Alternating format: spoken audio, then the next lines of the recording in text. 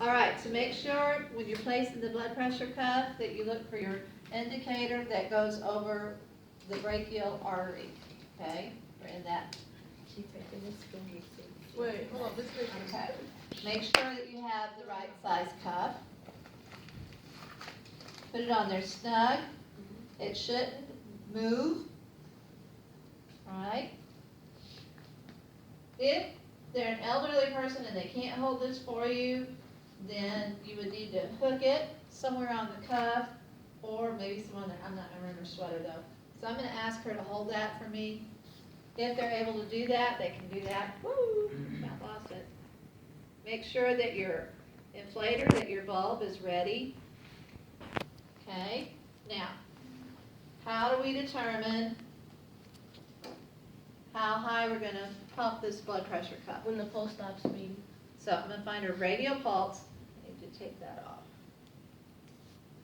Okay. I'm gonna get a radial pulse. Ask them to relax. Try to make it as comfortable as you can, because you know if you're not comfortable, you get nervous, your blood pressure's gonna go up, right? All right, so I'm gonna find her pulse. If I can find it. There it is. Don't shake that. All right, and you're gonna pump this up till I can't feel the pulse any longer. You're gonna go slow. So about 110. So whatever number you get, then you're gonna add 30 to that. So it went to 110, so we're gonna go to 140 when I go to take her blood pressure. All right? So you need to get your stethoscope ready. Good night, Char. Always make sure your earpieces are clean.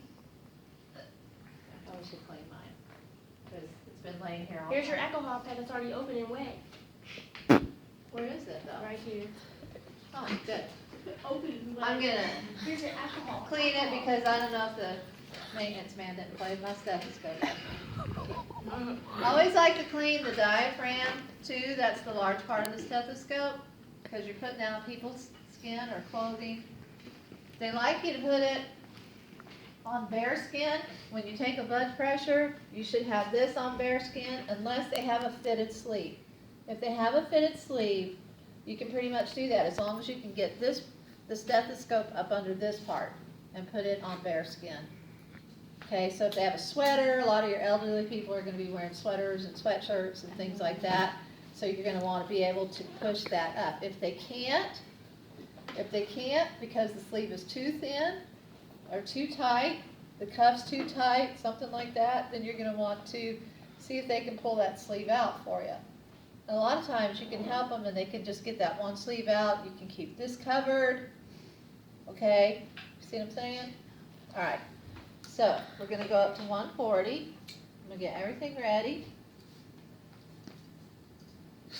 I'm going to get this up.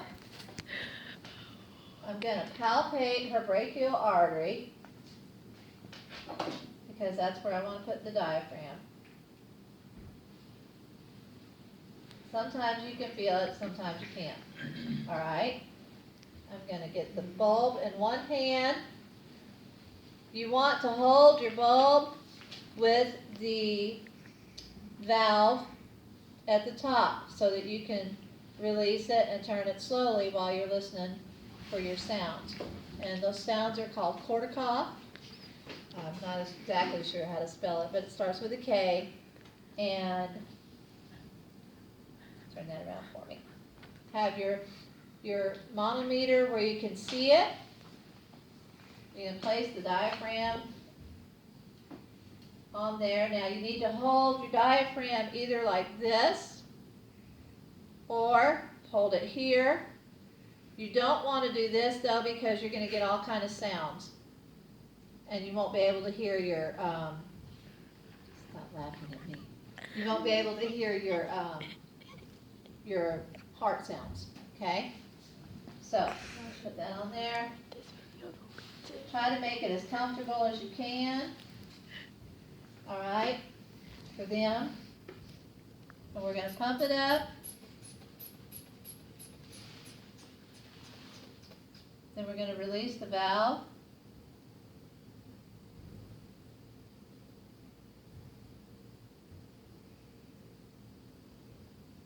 You wait for your first, You wait for your last. So I had 110 over 63, or 64, I'm sorry, before I could quit hearing it. So the top is, the first sound that you hear is your systolic, and the heart is releasing the blood. The second number is, the last sound that you hear is their diastolic when the heart has rested and it's filled, and it's fixing to go again. All right? Then you want to say, thank you very much, and Why does she sound so pressured?